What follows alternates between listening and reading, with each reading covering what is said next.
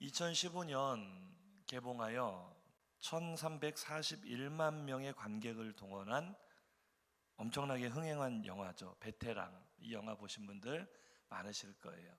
요즘은 한번 영화가 흥행했다 하면 한 번만 보는 것이 아니라 두 번, 세 번 연달아 보시더라고요. 그래서 많이 본 분들은 영화의 한 장면이 지나가기만 해도 한번 지나가 보세요. 지나가기만 해도 무슨 대사인지를 다 아시더라고요. 지금 여기에 적당한 대사가 뭔지 기억이 나십니까? 힌트를 하나 드릴게요. 힌트는요, 이 그림을 보시면 됩니다. 이가 없네. 어이가 없네. 이런 대사였죠. 이 장면에서 이 악역을 맡은 배우가 이런 말을 합니다. 기사님, 맷돌 손잡이 알아요? 맷돌 손잡이를 어이라 그래요. 어이. 맷돌 좀 보여주세요. 맷돌에 뭘 넣고 손잡이를 돌리려 하는데 손잡이가 없어요. 얼마나 황당하겠어요. 이런 상황을 어이가 없다 그래요. 지금 내 기분이 그래요. 어이가 없네. 이 장면이었어요. 기억나시죠? 어이가 없네. 찾아봤습니다. 정말 맷돌 손잡이가 어이라고 하는지. 아니랍니다. 잘못된 낭설로 영화로 이렇게 퍼졌는데, 맷돌 손잡이를 어이라고 하거나 어처구니라고 하는 것은 잘못된 정보라고 합니다. 그런데 그게 중요한 게 아니라 우리가 실제 살면서 맷돌 손잡이가 없는 것처럼 어이없는 상황을 맞이할 때가 많다는 거예요. 신앙생활을 하면서도 어이없을 때가 참 많습니다. 열심히 기도를 했어요. 교회 나와 봉사도 했습니다. 헌금 생활도 열심히 했어요. 신앙생활에 최선을 다해서 열심히 나의 열정을 쏟아 부었는데 내 삶은 점점 더 꼬여만 갈 때가 있는 거죠. 응답되기를 간절히 바라며 해결되기를 바라며 기도를 열심히 했는데 해결의 기미는 안 보이고 도리어 문제가 더 심각해져만 갈 때, 내 기도가 부도난 것처럼만 느껴질 때, 우리는 차마 하나님께 불경스러워서 그렇게 말을 못했다 뿐이지 누구나 마음속으로 이런 생각을 떠올릴 수가 있어요. 한번 따라해 보실까요? 어이가 없네요. 그렇지 않습니까? 어떻게 하나님께서 이러실 수 있는가? 참 나를 어처구니 없는 상황으로 몰아가신다. 오늘 본문에 등장하는 한나, 이 한나라는 여인도 이렇게 참 어이없는 상황을 마주하고 있었습니다. 오늘 본문을 보니 그녀는 남편에게 갑절의 사랑을 받고 있었어요. 남편의 사랑을 독차지하고 있었지만 마음속에는 늘 원통함과 괴로움이 있었습니다. 왜였을까? 오늘 본문 2절을 함께 보겠습니다. 그에게 두 아내가 있었으니 한 사람의 이름은 한나요, 한 사람의 이름은 분인나라. 분인나에게는 자식이 있고 한나에게는 자식이 없었더라. 성경을 읽을 때 사람의 이름이 나오는 순서에도 다 의미가 있습니다. 엘가나라고 말하는 한 사람에게 아내가 둘이 있었는데 누구 이름이 먼저 나오죠? 한 사람의 이름은 한나요. 한나의 이름이 먼저 나왔다는 것은 한나가 이 엘가나라는 남자의 본 부인이었다는 것을 의미하는 거예요. 그러니 순서가 한나, 분인나 이렇게 가야 되는데 말씀을 잘 보세요. 2절이 끝나기도 전에 그 두 여인의 이름을 소개하기가 무섭게 성경은 두 여인의 순서를 바꿔버립니다. 분명히 소개할 때는 누가 먼저 나왔어요? 한나가 먼저 나왔는데 그 다음 노란 글씨 보세요. 누가 먼저 나와요? 분인나가 역전해서 먼저 나와요. 이유가 뭐예요? 분인나에게는 자식이 있고 한나에게는 자식이 없었더라. 한나의 입장에서는 억울할까요? 안 억울할까요? 억울하죠. 잠시 분인나보다 늦게 나왔다 뒤처졌다가 아니라 아예 임신을 하지 못하는 그런 여인이 됐어요. 한나의 고통의 시작이었죠. 위치가 바뀐 것만 해도 자존심이 상할 일인데 이것은 단순한 순서의 문제로 끝나지 않았습니다. 왜냐하면 당시 유대 사회에서는 남자와 여자가 결혼을 해도 자녀를 출산해야만 부부 관계가 성립이 되고 인정이 되었어요.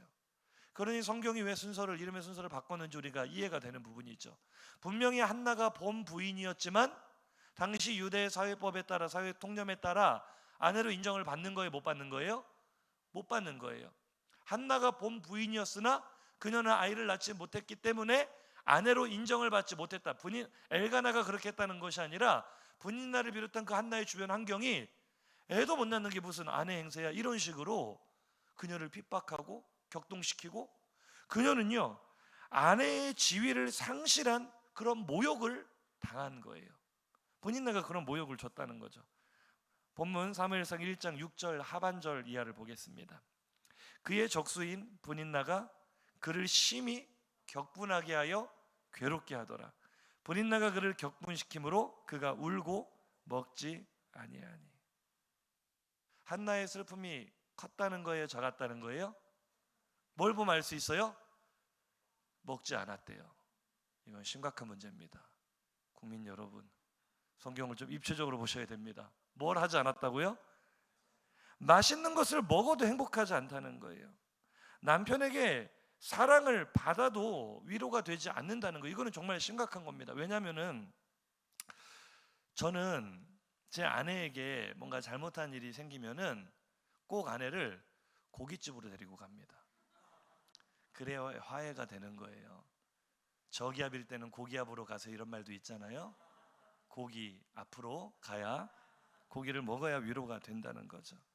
그런데 한나는 먹는 것으로 위로가 되지 않았어요. 옆에 계신 분에게 한번 질문해 보시죠. 돼지신가요?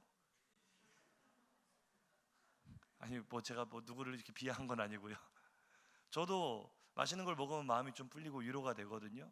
저도 돼지띠라서 그런지 그런 것 같아요. 그런데 한나는 그것으로 위로가 되지 않았답니다. 사무엘상 1장 5절과 8절 보겠습니다. 시작. 한나에게는 갑절을 주니 이는 그를 사랑함이라. 그의 남편 엘가나가 그에게 이르되 한나여 어찌하여 울며 어찌하여 먹지 아니하며 어찌하여 그대의 마음이 슬프냐. 내가 그대에게 10 아들보다 낫지 아니하냐 하니라. 아멘.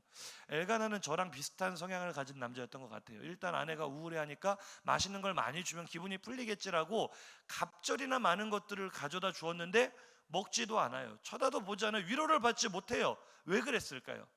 정답은요, 따라해 보실까요? 한나는 돼지가 아니었습니다. 한나는요 이스라엘 사람으로서, 유대인 여자로서 사명감을 붙들고 사는 여인이었어요. 당시 유대인 여성들의 사명이 무엇이냐? 자녀를 낳아서 하나님의 백성으로 잘 양육하는 것을 여성으로서 최고로 영광스러운 일로 여겼어요. 가장 가치 있고 그것이 여성들의 비전이었어요. 여담이지만 오늘날 이 페미니즘이 이 사회를 휩쓸면서 여성들을 위해서 유리천장을 깨야 된다. 많이 깨졌지만 아직도 깨져야 될 유리천장이 많다는 거예요. 저도 참 보면서 82년생 김정일은 영화를 보면서 참 깨달아지는 것이 많았어요. 여성들의 삶이란, 좀 좋지 않은 단어이긴 하지만 요즘 독박 육아 이런 말을 쓰고 있지 않습니까? 육아가 마치 이 여성의 발목을 붙잡고 열심히 공부했어요. 학력과 스펙을 쌓았어야 하지만 출산과 동시에 너무나 많은 것들을 포기해야 돼요. 이게 우리 사회가 가지고 있는 참 아픈 부분이고, 여성들에게는 아무리 많은 것들을 여성들에게 우리가 할애하고 양보하고 배려한다 해도 이 태생적으로, 생물학적으로 뛰어넘을 수 없는 이런 고통이 있는 거죠. 그러니 이것을 사회학적으로 혹은 정치적으로 어떻게 해결해 보려고 해도 해결이 되지 않는 부분이 있는 거예요. 그런데 우리는 이 문제를 좀 성경적으로 봐야 될 필요가 있는데요. 한번 따라서 고백하실까요? 선악과의 저주입니다. 사실은 여성들의 불평등을 해소해 주기 위해서 오늘날 많은 식으로 쿼터를 운영을 한다든지, 일정한 직군을 뽑을 때 여성 퍼센테이지를 반드시 뽑아야 된다, 이런 법들이 있거든요. 근데 그것을 통해서 또 다른 부작용이 생겨나고 있어요. 또 다른 불평등이 초래하고 있어요. 가령 여성들의 신체 능력으로 적합하지 않은 직군들이 있습니다. 경찰이라든지 소방관이라든지 현장에서 뛰면서 몸으로 부딪혀야 될 부분에도 무조건적으로 쿼터를 하다 보니 이쪽도 불만 저쪽도 불만, 이게 사회학적으로 해결이 안 되는 거예요. 왜 그럴까요? 한 번 더 따라 하시죠. 선악과의 저주입니다. 하나님께서 남자와 여자가, 아담과 하와가 선악과를 따먹은 이후로 남자도 저주를 받고 여자도 저주를 받았어요. 근데 여성이 받은 저주의 가장 큰 것이 무엇입니까? 우리는 주로 해산만 생각을 해요. 배가 아파서 내가 해산의 고통을 겪어서 출산해야 되는 그것이 저주다. 그런데 사실 출산이 저주라고만 볼 수 없는 게, 생명을 잉태하고 태어나게 한다는 것은 참 가치 있고 고귀한 일인 줄로 믿습니다. 그런데 하나님은 왜 그것을 저주로 주셨을까요? 출산 뒤에 따라오는 육아의 고통까지도 사실은 오롯이 여성에게 주어진, 창세기에서 말한 선악과의 저주인 거예요. 그럼 남자는 불평등하게 왜 같이 선악과를 먹고 여자만 이렇게 출산과 육아의 고통을 겪어야 되냐 말할 수 있겠지만, 한번 인사해 주시죠. 남자도 괴롭습니다. 좀 요즘 이게 문제입니다. 이게 페미니즘이 너무 휩쓸어서 별로 공감을 못 하시는 것 같아요. 다시 한번 정말 마음을 다해서 인사해 보시죠. 남자도 정말 괴롭습니다. 서로에 대한 이해가 필요한 거예요. 남성은 여성을 배려해야 되고 여성도 남성을 이해해야 되는 거예요. 부부관계도 마찬가지고 사회도 마찬가지고, 여자만 힘든 게 아니라 여성에게 출산과 육아와 많은 것들을 대가지불 하면서 포기해야 되는 것이 사실은 생득적으로 우리에게 주어진 죄의 결과이고 저주라는 것을 성경은 말하고 있어요. 사회가 유리천장을 만든 것이 아니라 선악과 이후로 여성들은 그런 저주를 받았다는 거예요. 남성들은 그럼 저주를 받지 않았습니까? 남성들도요, 처자식 먹여 살리려고 전라도 말로 쇠가 빠집니다. 쇠가 빠져요 정말. 그런데 그런 서로의 입장 차이를 이해하지 못하고 왜 남성은 똑같이 일을 하고 더 많은 돈을 받느냐? 아니, 자기 남편도 자기 아버지도 그렇게 많은 돈을 벌어오니까 가족들이 사는 거 아니에요. 이게 모든 것이 똑같은 것이 평등이 아닌데, 지금 좀 왜곡된 사회를 살아가고 있는데, 지금 그 얘기를 하려는 것은 아니고요. 이 선악과의 저주 가운데 우리는 어떻게 사는 것이 하나님 앞에 가장 가치 있는 삶이겠는가를 끊임없이 고민해야 된다는 거예요. 무조건적으로 남자 여자 똑같이 해주세요 한다고 이게 평등이 이루어지는 것이 아니라, 지금도 우리 사회에 많은 부작용들이 나타나고 있지 않습니까? 쉽게 얘기를 해볼게요. 우리 집에 도둑이 들어와서 강도가 칼 들고 나를 죽인다고 막 하고 있는데 112에 전화를 했더니 여자 경찰관 둘이 왔어요. 좋아요, 싫어요? 아니, 대답 좀 해보세요. 이게 남녀, 제가 차별주의자가 아니라 현실적인 얘기를 해볼게요. 우리 집에 불이 났다고요. 소방관 119에 전화를 했더니 소방관이, 여성 소방관이 왔어요. 우리 지금 빠져나오지 못한 아기가 집에서 빨리 구출을 해야 되는데, 이번에도 집에서 모자인가요? 어린 아이와 엄마가 집안에 갇힌 채로 불이 났는데, 지나가던 군인, 휴가 나온 군인이 그 철장을 손으로 뜯어냈대잖아요. 참, 그런 군인들은 진짜 한 3달 정도 포상 휴가를 줘야 돼요. 얼마나 귀한 일입니까? 제가 여성을 비하하는 것이 아니라, 이런 신체 능력은 누구에게 주신 거예요? 하나님께서 남자에게 주셨기 때문에. 역사를 보세요. 언제나 위험한 순간에는 레이디 퍼스트, 여자와 아이들은 먼저 보호되는 쪽으로 가는 것이, 이게 차별이 아니라 이것이 생득적인 우리가 가지고 있는 우리들의 현실이라는 거예요. 그러니까 모든 것을 똑같이 해달라는 것이 아니라, 선악과의 저주 속에서 어떻게 하는 것이 가장 하나님의 뜻 합한 인생이겠는가?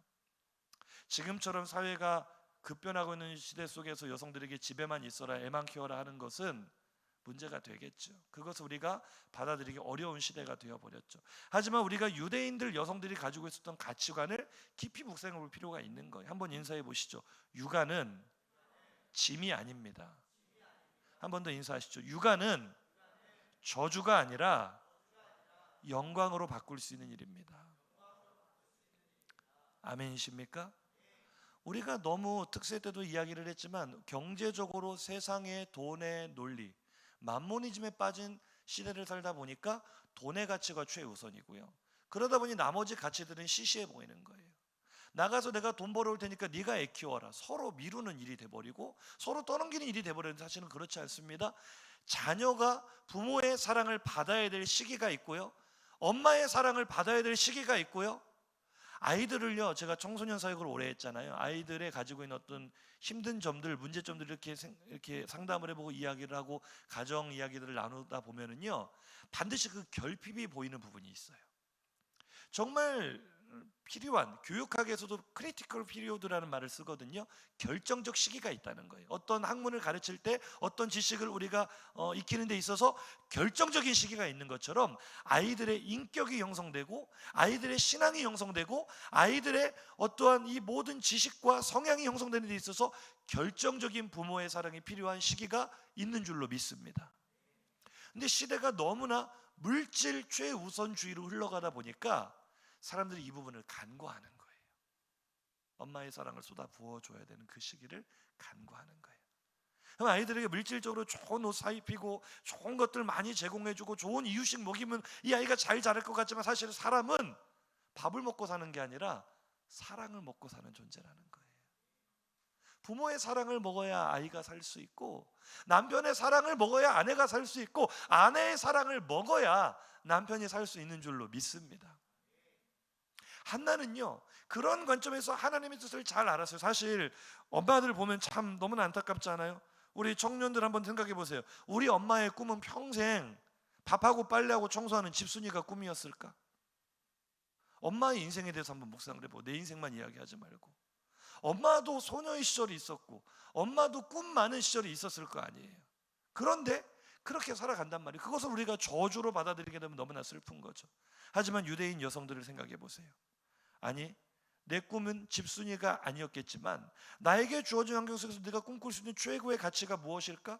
최고로 영광스러운 비전이 무엇일까? 나에게 주신 자녀는 무엇과도 바꿀 수 없는 보석이구나. 아멘 좀 하세요.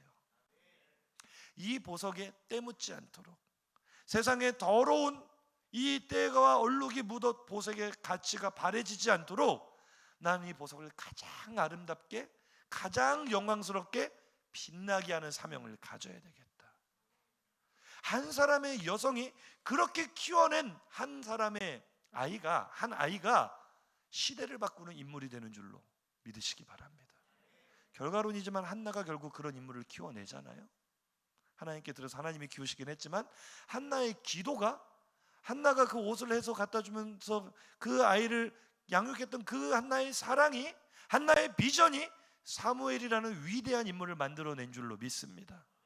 그러니 예수 믿는 우리들의 가치관은 바뀌어야 돼요. 육아를 가치 없는 것으로 짐짝처럼 여기는 것이 아니라 아이를 잘 길러내는 것은 무엇보다도 귀중한 일이고, 엄마들은 가장 존경받고 존중받아야 되는 존재가 되는 것이죠. 한번 옆에 계신 여성들을 향해 우리 인사할까요? 존경합니다. 진심을 다해 존경합니다. 진짜 그래요. 어머니의 사랑과 양육 없이 지금 이 자리까지 온 사람이 누가 있습니까? 한나의 마음이 슬펐던 이유가 거기 있었다는 거예요. 한나는요, 하나님이 주신 사명에 사로잡힌 여인이었어요. 내가 세상에 나가서 뭐 이름을 떨치겠다, 나의 욕구를, 나의 자기 실현을 이루겠다, 이게 한나의 비전이 아니라 그럴 만한 사회 분위기도 아니었지만, 한나는 하나님의 비전에 사로잡혀서 나의 꿈, 나의 삶의 목적, 내가 이 땅에 태어난 이유가 무엇인가, 하나님의 형상을 닮은 아이를 낳아서 하나님이 가장 기뻐하실 만한 모습으로 만드는 것이 나의 가장 영광스러운 비전이고 내 인생의 목적이다. 이런 마인드를 가진 한나에게 하나님께서 뭐를 안 주세요? 아이를 안 주세요. 슬프겠어요? 안 슬프겠어요? 이거는 차라리 죽는 게 나은 것 같은 고통인 거죠.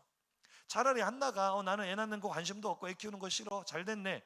요즘처럼 뭐 비혼주의, 결혼을 했어도 무슨 족이라고 해요? 그 딩크족이라고 합니까? 애를 낳지 않고 그냥 부부끼리만 살자고 하는 그런 게 아니었어요. 한나는 애를 낳고 싶어 정말 간절히 사모하는 여인인데 하나님이 그 기도를 외면하시니까 한나가 아마 했던 기도가 시편 22편의 내용과 비슷하지 않을까 싶습니다. 함께 읽습니다. 시작. 내 하나님이여, 내 하나님이여, 어찌 나를 버리셨나이까? 어찌 나를 멀리하여 돕지 아니하시오며 내 신음소리를 듣지 아니하시나이까? 내 하나님이여, 내가 낮에도 부르짖고 밤에도 잠잠하지 아니하오나 응답하지 아니하시나이다. 아멘. 한나는 밤낮으로 하나님께 구했을 거예요. 하나님, 아들 주세요, 자녀 주세요. 제가 정말 멋지게 길러볼게요. 하나님의 마음을 쏙 듣게 할 만큼 제가 한번 길러볼게요. 밤낮으로 부르짖어도 응답하지 않으신 하나님, 한나는요 매일매일의 삶이 너무 고통스러웠어요. 새로운 해가 떠오르는 것이 괴로웠어요. 이 고통은 날이 지난다고 해소되는 것이 아니라 날이 지나면 지날수록 새로운 고통으로 다가와요. 너무나 괴로워요. 왜요? 하나님이 나를 버리셨구나라는 확신이 들기 시작하는 거예요. 기도에 응답하지 않으시는 것도 하루 이틀이지 시간이 길어질수록 하나님이 나를 버리신 것 아닌가? 이런 의심이 찾아오는 거죠. 실제 당시 유대인들은 출산하지 못하는 여인을 죄가 많은 여인이다, 저주를 받은 여인이다, 악한 여자이기 때문에 하나님께서 출산을 허락하지 않으시는 거다, 이렇게 받아들였거든요.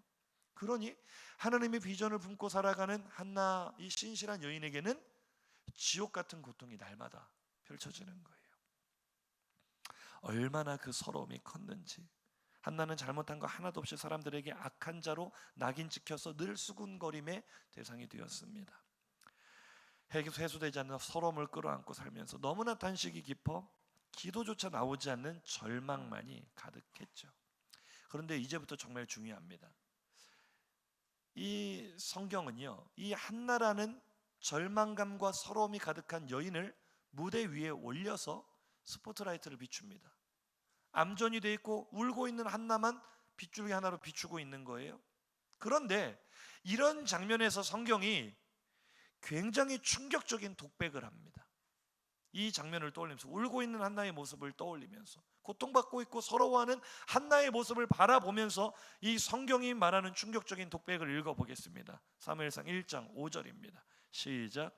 한나에게는 갑절을 주니 이는 그를 사랑함이라. 그러나 여호와께서 그에게 임신하지 못하게 하신. 아멘. 6절도 다시 한번 반복됩니다. 이 독백 6절 시작. 여호와께서 그에게 임신하지 못하게 하심으로 그의 적수인 분인나가 그를 심히 격분하게 하며 괴롭게 하다. 아멘. 저는 이 장면을 묵상하는데 소름이 돋는 거예요. 어떠한 반전 스릴러 영화도 이렇게 소름이 돋진 않을 겁니다. 한나는 불임 여성이 아니었어요. 한나에게 어떤 문제가 있거나 잘못이 있었던 것도 아니었어요. 지금 한나가 그토록 울며 고통당하며 서러워하며 몸부림치고 있는 그 이유는 단 하나뿐이었습니다. 뭐예요? 누가? 하나님이 일부러 그녀의 태를 닫아버리시고 아이를 낳지 못하게 하셨다고 성경은 2번이나 반복해서 확실하게 못을 받고 있어요.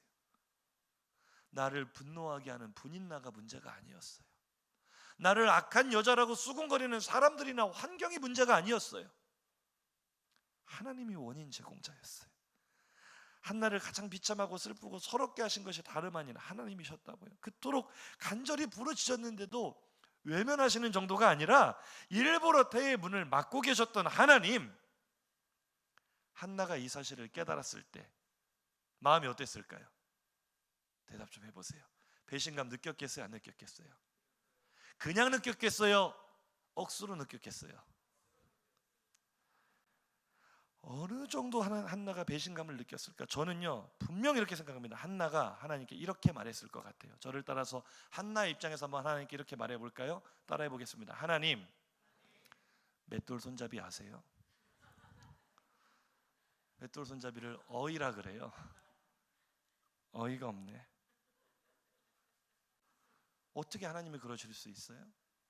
어떻게 공의로우신 하나님이, 의로우신 하나님이 그러실 수가 있냐고요. 그런데 실제 우리의 삶이 그렇지 않습니까? 이렇게 어이가 없는 상황을 날마다 마주하고 있지는 않습니까? 지금 막혀있는 문제가 있죠. 아무리 부르짖어도 해결이 안 되는 문제가 있죠. 나를 너무 고통스럽게 괴롭게 하는 그 문제가 사실은 하나님께서 나에게 일부러 그렇게 하시는 중이라고 한다면 하나님께 배신감을 느끼지 않을 사람이 누가 있겠냐고요. 맷돌 손잡이 찾지 않을 사람이 누가 있겠냐고요. 욥의 고난처럼 내 삶에 불어닥친 엄청난 고난이 사실은 하나님께서 그렇게 허락하신 거라고 한다면 대부분의 사람들은요 이 사실을 깨닫는 순간 하나님을 버리고 하나님을 배반하고 떠나갑니다.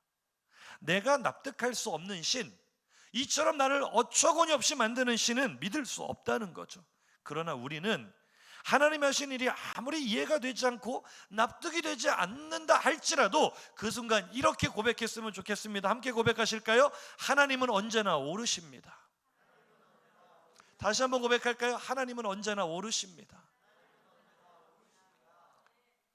이 고백이 참 쉽지 않아요. 저는 지난 단일 기도회 때 다른 모든 말씀 은혜가 되었지만 이 윤선 디자인의 정윤선 대표의 그 설교 제목이었죠. 말씀 제목, 하나님은 늘 옳으십니다. 이 제목이 지금까지도 제 뇌리를 떠나지 않아요. 진리거든요. 하나님은 언제나 옳으십니다. 그런데 이 고백이 내 삶에서 실제 고백되어지는 것은 너무나 힘들어요. 하나님이 틀린 것 같을 때가 많거든요. 하나님이 그렇게 하시면 안 될 것 같은데 이건 하나님이 너무 잘못하시는 거다, 선을 넘으시는 거다 라고 생각할 때가 있다고요, 우리에게. 하지만요, 우리 생일 축하할 때 우리 성도들에게 선물 드리잖아요. 그 선물 윤선 디자인에서 한 거예요. 거기 포장지에 써 있어요. 하나님은 언제나 옳으십니다. 저 그 포장지도 참 좋아서 저도 선물 받았잖아요. 아직도 못 버리고 가지고 있거든요. 그 말이 너무나 좋아서. 성경이 이렇게 고백합니다. 신명기 3장 32장 4절입니다. 시작. 그는 반석이시니 그가 하신 일이 완전하고 그의 모든 길이 정의롭고 진실하고 거짓이 없으신 하나님이시니 공의로우시고 바르시도다. 아멘. 너무나 힘들지만 우리의 삶의 고통 현장에서 이 고백을 날마다 하자는 거예요. 하나님, 이해가 되지 않지만 하나님이 옳으십니다.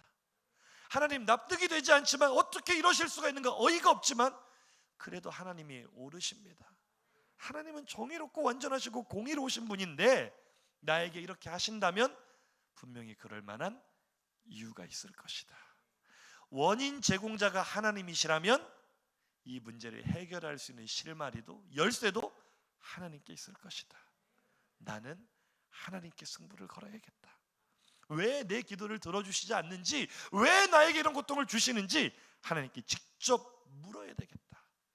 이렇게 반응하는 것이 신앙인 줄로 믿습니다. 한나처럼요. 1장 10절입니다. 시작.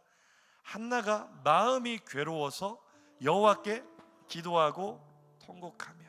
아멘. 여호와께 기도하고 통곡했다. 언제요? 마음이 괴로워서.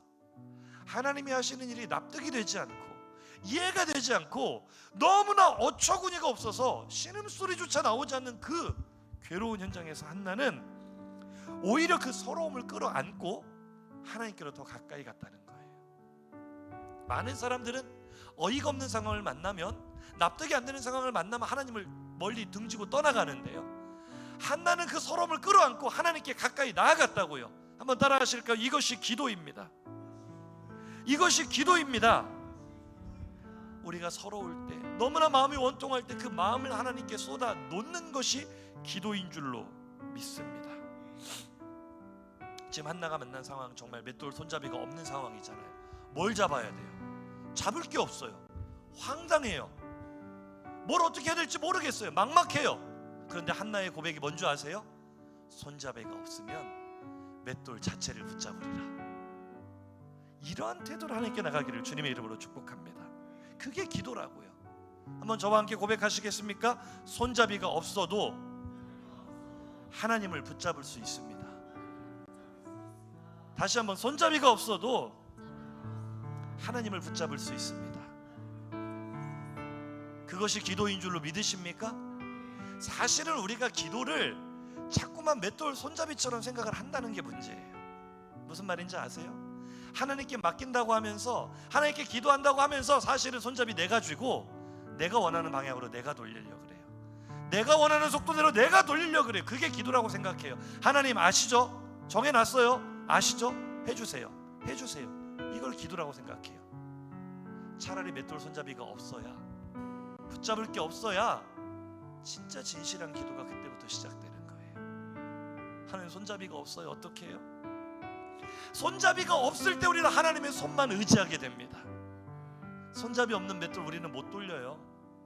그런데 그 맷돌 손잡이 없어도 하나님이 돌리시겠다는 거예요. 하나님의 방향대로, 하나님의 속도대로, 하나님의 뜻대로 직접 돌리시겠다는 거예요. 하나님이 일하십니다. 믿으십니까? 인사하시죠. 맷돌은 하나님이 돌리십니다.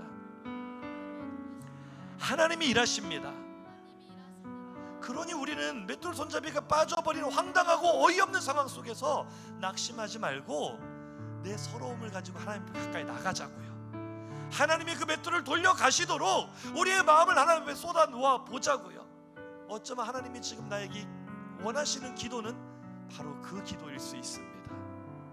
우리 한나의 심정으로 우리의 마음을 쏟아 넣으며 함께 고백하겠습니다. 주 예수께 조용히 나가, 주 예수께 조용히 나가 내 마음을 쏟아놓으라. 늘은 미리 보시는 주님,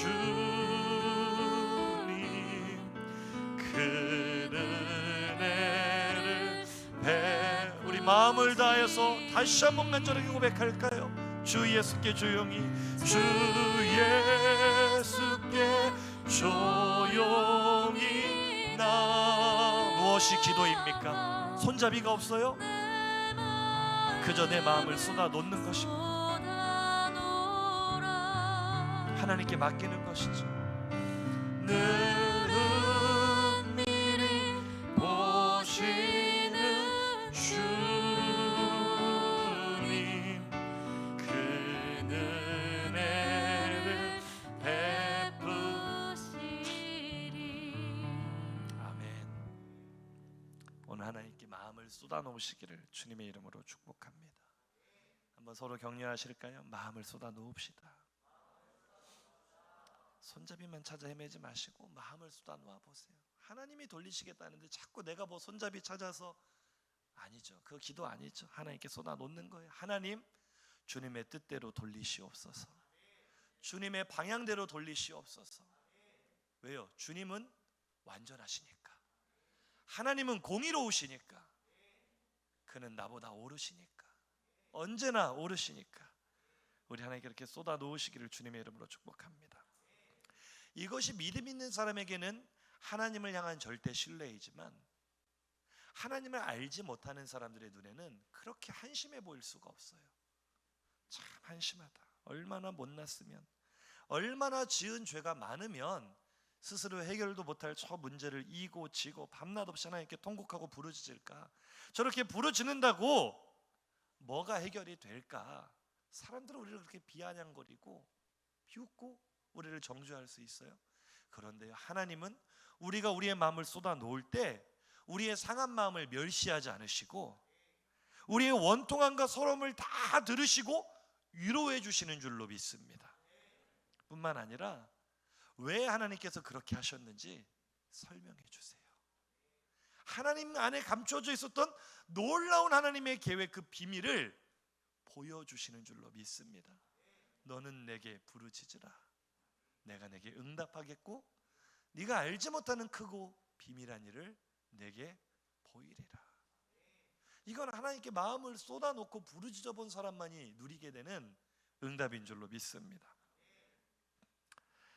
엘리 제사장은요, 이 세계를 몰랐던 것 같아요. 영적으로 무지했는지 한나를 술 취한 여자로 오해했죠.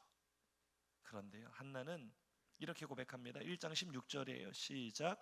당신의 여종을 악한 여자로 여기지 마옵소서. 내가 지금까지 말한 것은 나의 원통함과 격분됨이 많기 때문이니이다. 아멘. 나는 악한 여자가 아닙니다. 나는 마음이 슬픈 여자입니다. 나는 너무나 억울한 일이 많습니다. 너무나 서러움이 많습니다. 해결되지 않은 원통함이 많습니다. 그래서 하나님 앞에 내 마음을 쏟아 놓았을 뿐입니다. 사람들이 조롱해도 하나님밖에 내 마음을 위로해 주실 분이 없기 때문에 하나님께 나가는 거예요. 하나님, 나는 마음이 슬픈 여자예요. 하나님만이 나를 위로해 주실 수 있어요.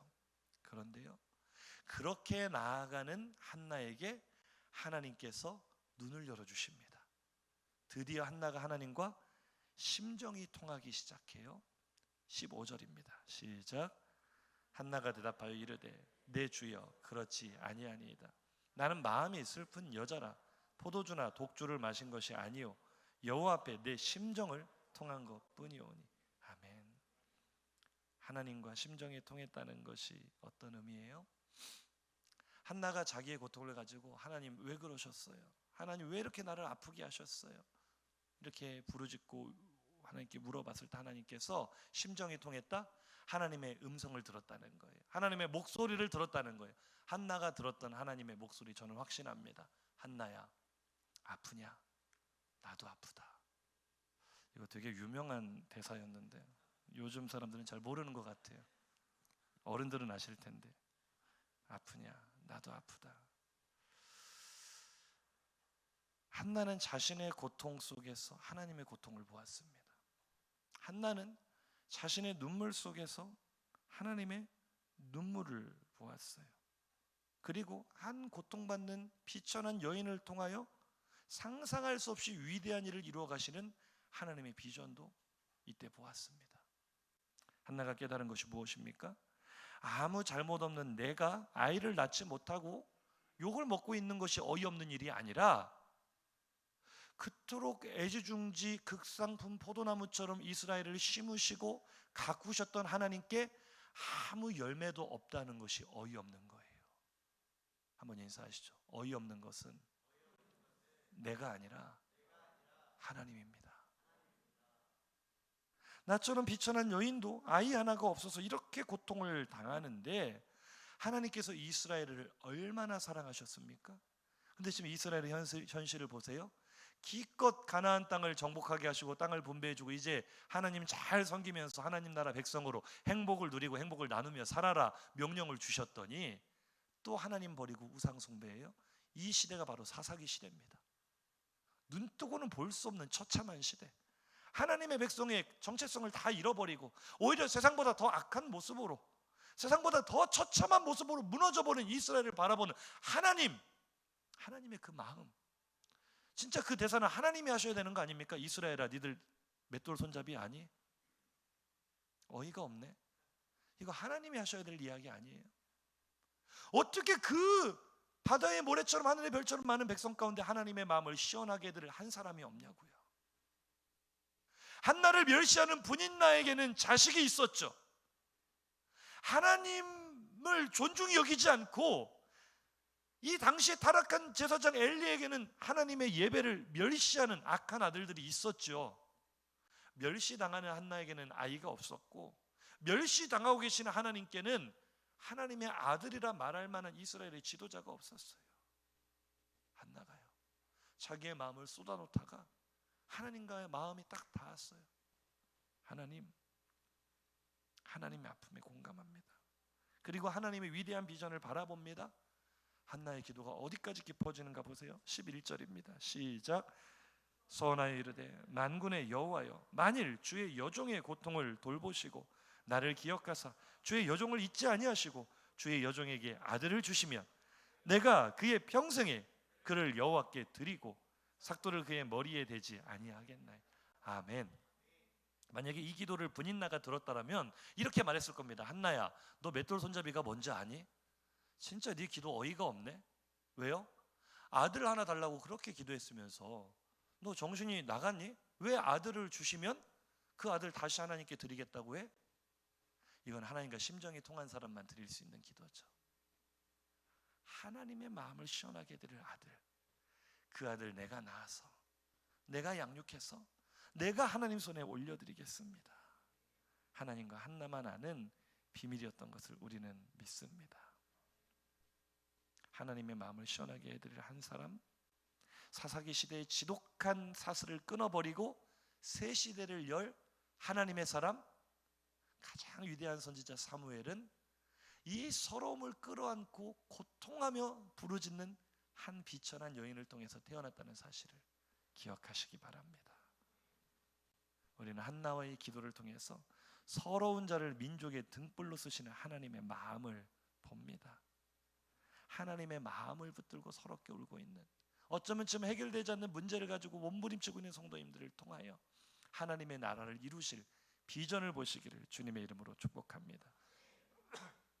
인사하시죠. 하나님은 서러운 자를 통하여 민족의 등불을 만드십니다. 지금 많이 고통하며 기도하고 계신다면 한 번 더 격려하시죠. 조금만 더 해보세요. 끝까지 해보세요. 미국 메이저리그의 전설적인 선수 요기 베라가 그런 말을 했다고 하죠. 끝날 때까지 끝난 것이 아니다. 아직 기도하고 계시는 제목들 현재 진행형이잖아요.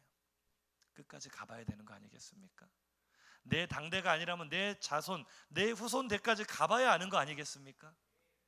하나님의 일하심은 당시 한나에게서 이스라엘의 역사의 판도를 바꿀 위대한 선지자가 태어날 것이라 누가 상상할 수 있었겠어요? 하지만 하나님은 그 일을 이루십니다.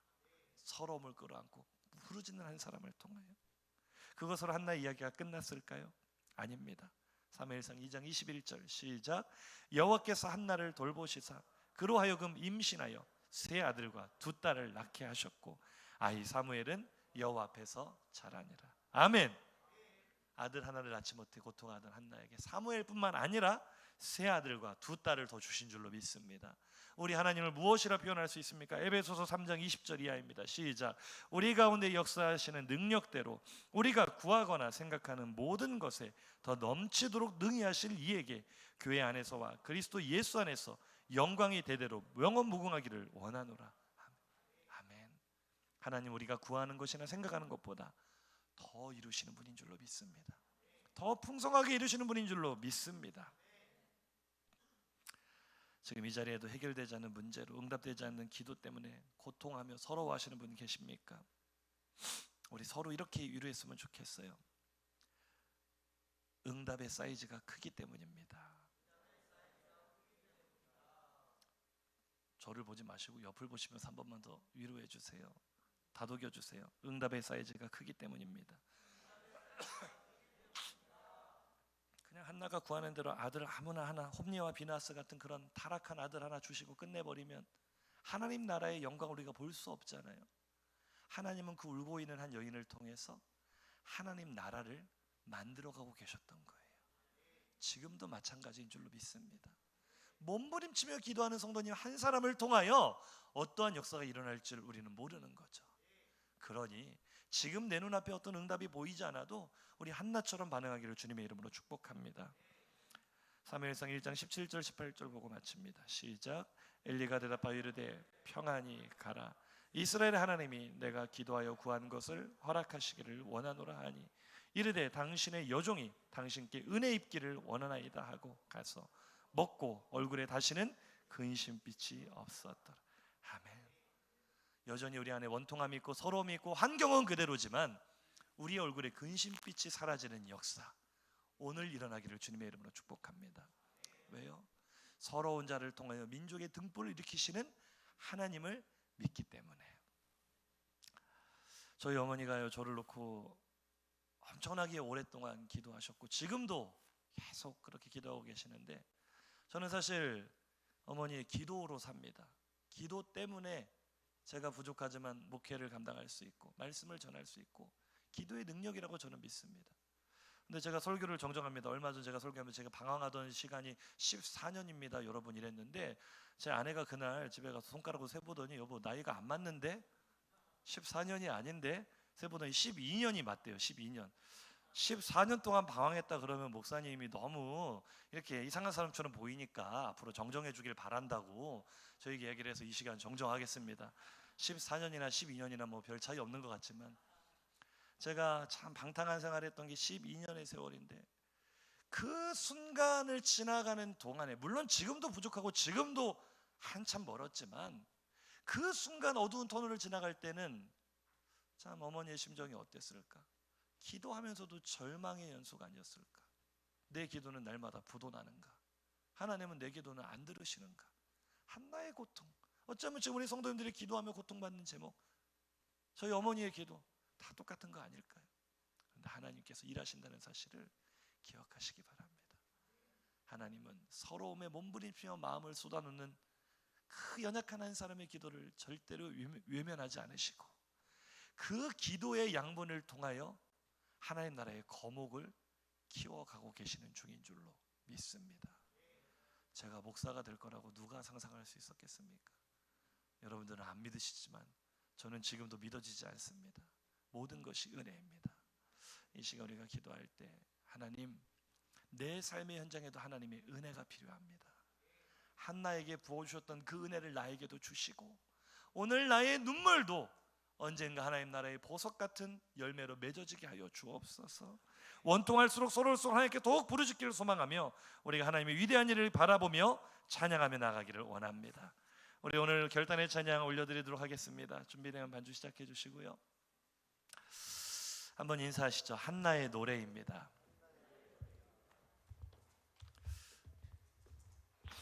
오늘 이 찬양이요, 우리 청년들이 전에도 많이 불렀었는데 저는 사실 이 찬양 처음에는 잘 이렇게 와닿지 않았었어요. 준비되면 반주 해주세요. 그런데 이 말씀을 준비하면서 이 찬양을 듣는데 그렇게 은혜가 되더라고요. 이 한 소절 한 소절이 한나의 고백처럼, 이 오늘 본문에 기록된 말씀처럼, 하나님, 나는 서러운 사람입니다. 마음이 슬픈 여자입니다. 하지만 하나님, 나의 기도를 외면하지 않으시고 나의 눈물 속에서 민족의 등불을 만들어 주십시오. 나의 삶의 현장에 하나님의 은혜와 사랑을 부어 주십시오. 우리가 찬양하며 그렇게 고백할 수 있기를 주님의 이름으로 축복합니다. 어제와 다른 괴로움과 슬픔,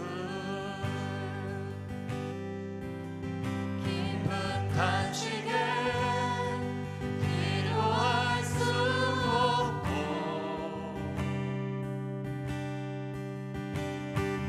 저연한 내 안에 속 사람은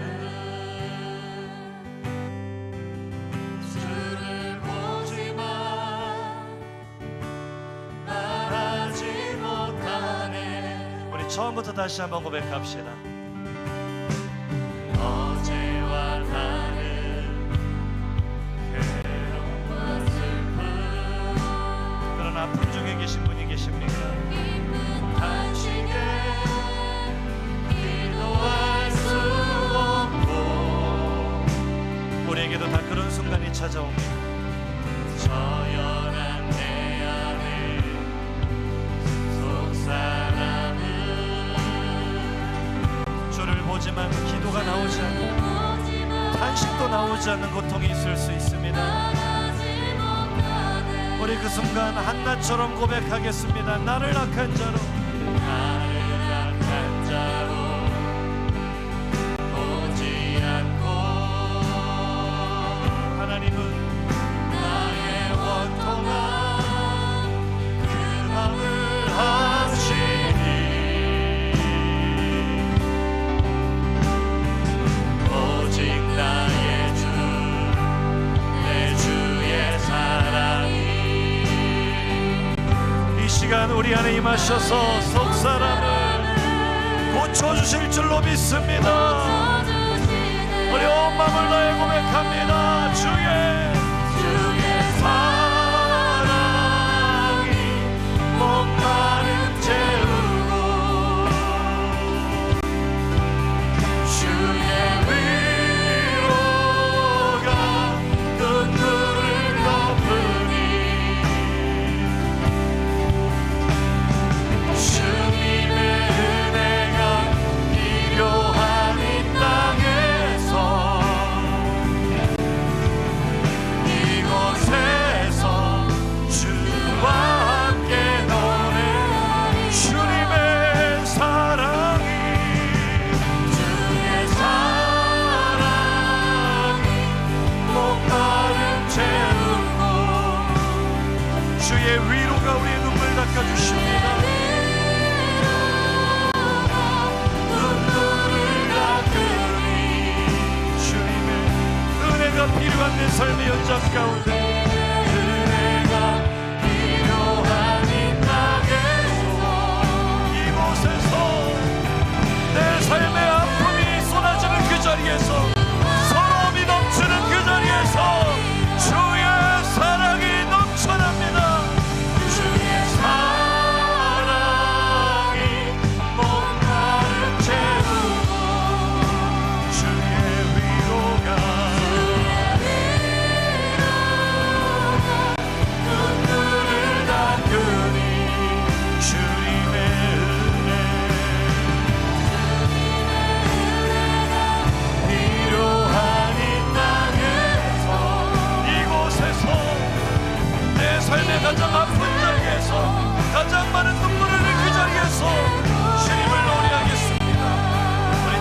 다시 한번 가사를 생각하며 고백합니다. 어제와 다른 우리의 삶을 하나님께 올려드립시다. 날마다 고통이 있는 나의 삶을 하나님 손에 올려드립시다.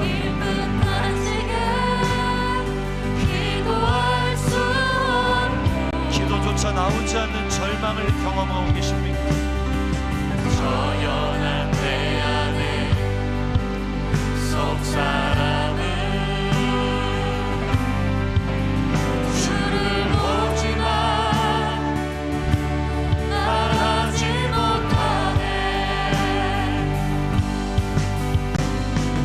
나를 약한 자로 보지 않고 하나님은 내 마음을 바라보십니다. 나의 원통한 그 맘을 아시니 오직 나의 주 내 주의 사랑이 나의 속사람을 고쳐주시니 이 사실을 믿으십니까? 선포합시다. 주의 사랑이 온 마음 채우고 주의 위로가 눈물을 닦으니 주님, 내 삶에 주님의 은혜가 필요합니다. 믿음으로 고백합시다. 필요한 이곳에서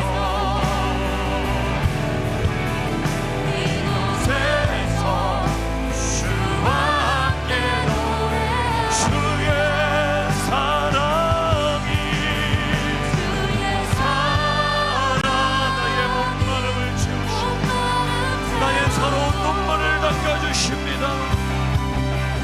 주의 위로가 눈물을 닦으니 아버지, 내 삶에 주님의 은혜가 필요한 이 땅에서 이곳에서 주와 함께 노래하리라. 우리 함께 통성으로 기도하겠습니다. 두 주먹을 불끈 쥐고 하나님 앞에 결단하며 기도하겠습니다. 하나님, 내 삶에 이해가 되지 않는 문제들이 너무나 많았습니다. 하나님을 원망하고 납득할 수 없어서 하나님을 오해하고 이건 하나님이 잘못하시는 것이라 내 안에 풀리지 않는 의문들이 나를 더 괴롭게 하는 순간들이 있었습니다. 내 기도는 응답되지 않는 것만 같고 내 기도는 부도나는 것만 같은 고통 속에 몸부림칠 때가 있었습니다.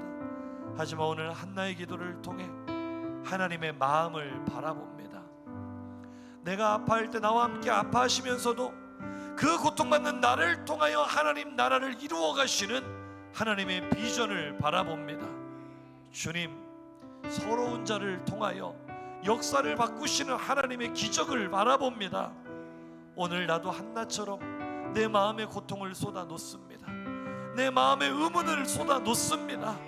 해결되지 않은 나의 문제를 쏟아 놓습니다. 주여, 나도 한나처럼 하나님과 심정이 통하기를 원하오니 감춰져 있는 하나님의 크고 은밀한 일들, 놀라운 비밀들, 하나님의 비전들 나에게도 보여주시옵소서. 내가 주께 쏟아붓겠사오니 나를 통하여 하나님 나라의 일을 이루어 주시옵소서. 우리 한나처럼 우리의 마음을 쏟아부으며 주여 한번 부르짖고 기도합니다. 주여,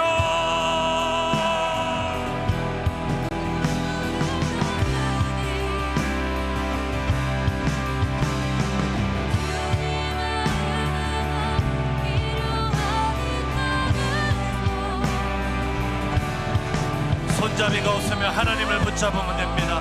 나의 손이 움직이는 것이 아니라 하나님의 손이 움직여 가십니다. 주여, 나도 알게 하옵소서. 나도 깨닫게 하옵소서.